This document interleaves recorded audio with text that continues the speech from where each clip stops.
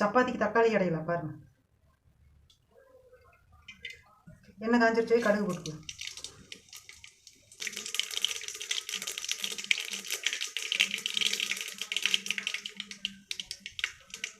வெங்காயம் போட்டுக்கலாம்.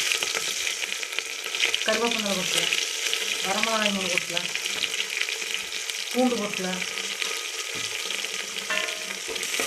நல்லா வணங்கும். சரி, இது கூடவே வரமல்லி கொஞ்சோண்டு போட்டுக்கலாம். ஒரு காசு கொஞ்சோண்டு சீரகம் போட்டுக்கலாம். எல்லாம் செவக்கட்டு நல்லா செவந்தா நல்லா.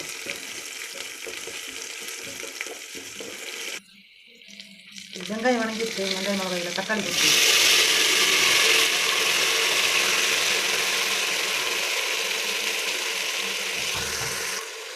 வணங்குற உப்பு போட்டுக்கலாம். கூடவே மஞ்சள் தூள். சரியா? அப்படி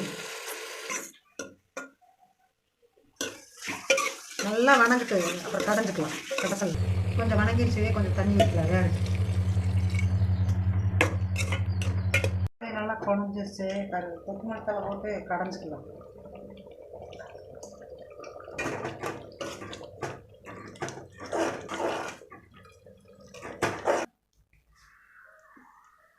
நல்லா கடைஞ்சிக்கலாம் சப்பாத்திக்கு, அப்போ தான் நல்லா இருக்குது.